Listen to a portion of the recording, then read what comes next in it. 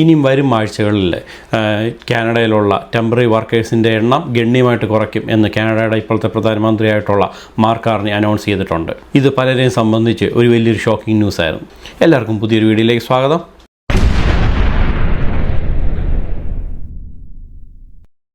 Temporary residence, അതായത് കാനഡയിൽ സ്റ്റുഡൻസായിട്ട് വരുന്നവർ അല്ലെങ്കിൽ ഒരു ഫോറിൻ വർക്ക് എക്സ്പീരിയൻസ് നേടി വേറെ ഏതെങ്കിലും വിദേശ രാജ്യത്തു നിന്ന് കാനഡയിലേക്ക് ഡയറക്റ്റ് ഒരു വർക്ക് പെർമിറ്റ് നേടി വരുന്നവർ, അല്ലെങ്കിൽ ഒരു PGWP കാനഡയിൽ പഠനത്തിന് ശേഷം ഒരു വർക്ക് പെർമിറ്റ് നിൽക്കുന്ന ആൾക്കാരൊക്കെയാണ് ഈ ടെമ്പററി റെസിഡൻ്റായിട്ട് കാനഡ കൺസിഡർ ചെയ്യുന്നത്.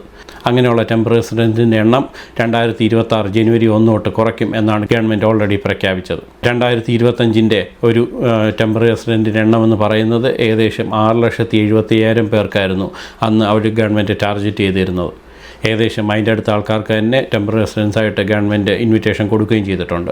എന്നാൽ ഇപ്പോൾ 2026 ഇമിഗ്രേഷൻ പ്ലാൻ പ്രകാരം വെറും 3,80,000 പേർക്ക് മാത്രമേ അവർ ടെമ്പററി റെസിഡൻ്റായിട്ടുള്ളൊരു പെർമിഷൻ കൊടുക്കത്തുള്ളൂ എന്നാണ് പറയുന്നത്. എന്ന് പറയുമ്പോൾ കാനഡയിൽ ഒരു സ്റ്റുഡൻ്റായിട്ട് വന്നിട്ട് അവരുടെ പഠനശേഷം അവർക്ക് PGWP കിട്ടുന്ന ഉൾപ്പെടെ, അല്ലെങ്കിൽ വിദേശ രാജ്യത്തു നിന്ന്, ഇന്ത്യ പോലത്തെ രാജ്യത്തു നിന്ന് കാനഡയിലേക്ക് ഡയറക്റ്റ് ഒരു വർക്ക് പെർമിറ്റ് വരുന്നവരുടെ എണ്ണവും, അതേപോലെ തന്നെ കാനഡയിൽ എന്തെങ്കിലും ഒരു വിദ്യാഭ്യാസത്തിന് വേണ്ടി, ഹയർ സ്റ്റഡീസിന് വേണ്ടി ഇവിടെ വരുന്നവരുടെ എണ്ണവും എല്ലാം ഗണ്യമായിട്ട് ഇനി ഈ 2026 അവർ കുറയ്ക്കുന്നതായിരിക്കും.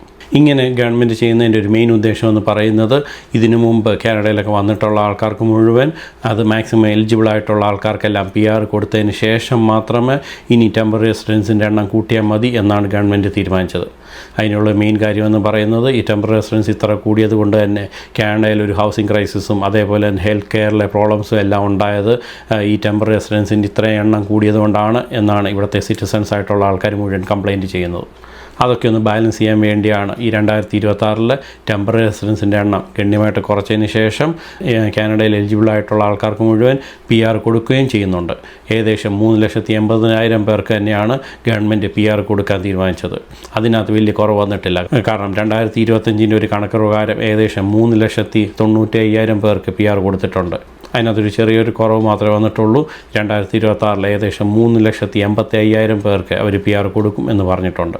പക്ഷേ ടെമ്പററി റെസിഡൻസിൻ്റെ എണ്ണത്തിലാണ് ഗവൺമെൻറ് ഗണ്യമായിട്ടൊരു കുറവ് കൊണ്ടുവന്നേക്കുന്നത്. ഏകദേശം 50% ഒരു കുറവാണ് ഇപ്പോൾ 2026 ഉണ്ടായേക്കുന്നത്.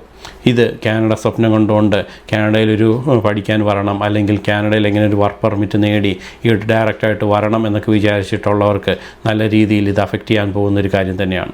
കാനഡയിൽ ഈ ടെമ്പററി റെസിഡൻസിൻ്റെ എണ്ണം കുറയ്ക്കുമെന്ന് പറയുമ്പോൾ പോലും അവർ ഏറ്റവും കൂടുതൽ ഇമ്പോർട്ടൻസ് കൊടുക്കാൻ പോകുന്നത് റൂറൽ ഏരിയ ഡെവലപ്പ് ചെയ്യുന്ന രീതിയിലുള്ള ആൾക്കാർക്കായിരിക്കും.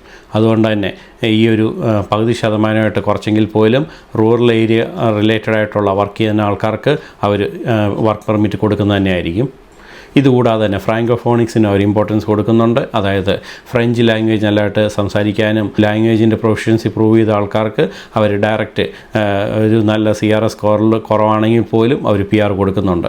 അതായത് ഏകദേശം ഒരു 400 അടുത്തൊക്കെ CRS സ്കോറുള്ളവർക്കെല്ലാം ഫ്രഞ്ച് അറിയാവുന്നതുകൊണ്ട് മാത്രം അവർ PR കൊടുക്കുന്നുണ്ട്.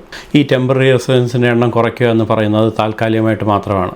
കാരണം കാനഡയിൽ ഇപ്പോൾ ഇഷ്ടംപോലെ ഹൗസുകളൊക്കെ അവരുണ്ടാക്കിക്കൊണ്ടിരിക്കുകയാണ്. മാത്രമല്ല ഹെൽത്ത് കെയർ ഫെസിലിറ്റീസ് ഒക്കെ അവർ പുതിയ ഹോസ്പിറ്റൽ പണിയൊക്കെ ചെയ്തിട്ട് അതെല്ലാം ഇമ്പ്രൂവ് ചെയ്തുകൊണ്ടിരിക്കുകയാണ്. വൺസ് ഇതെല്ലാം പണിഞ്ഞതിന് ശേഷം ഇവിടുത്തെ ഒരു ആവശ്യത്തിനുള്ള ഫെസിലിറ്റീസ് ആയി എന്ന് തോന്നിക്കഴിഞ്ഞാൽ ഗവൺമെൻറ് ഉറപ്പായിട്ടും നാട്ടിൽ നിന്നുള്ളവർക്ക് ഡയറക്റ്റ് PR കൊടുക്കുകയോ അല്ലെങ്കിൽ ടെമ്പററി റെസിഡൻസിൻ്റെ എണ്ണം കൂട്ടുകയോ ഒക്കെ ചെയ്യും. എന്നാൽ മാത്രമേ ഈ കാനഡയിൽ തീരെ പോപ്പുലേഷൻ ഇല്ലാത്ത ഈ രാജ്യം ഡെവലപ്പ് ചെയ്യത്തുള്ളൂ. മാത്രമല്ല ഇപ്പോൾ പ്രത്യേകിച്ച് US ഒരു ടാരിഫിൻ്റെ പ്രശ്നങ്ങളൊക്കെ ഉള്ളതുകൊണ്ട് കാനഡയിൽ എങ്ങനെയും പ്രൊഡക്ഷൻ കൂട്ടണം, ഇവിടെ കൂടുതൽ വർക്കേഴ്സ് ഇവിടെ വേണം എന്നൊക്കെയാണ് ഗവൺമെൻറ് ഇപ്പം പറയുന്നത് പോലും. ആദ്യം തന്നെ ഇവിടെയുള്ള ഫെസിലിറ്റീസൊക്കെ ഒന്ന് ഡെവലപ്പ് ചെയ്തതിന് ശേഷമേ ടെമ്പററി റെസിഡൻസിൻ്റെ എണ്ണം കൂട്ടത്തുള്ളൂ.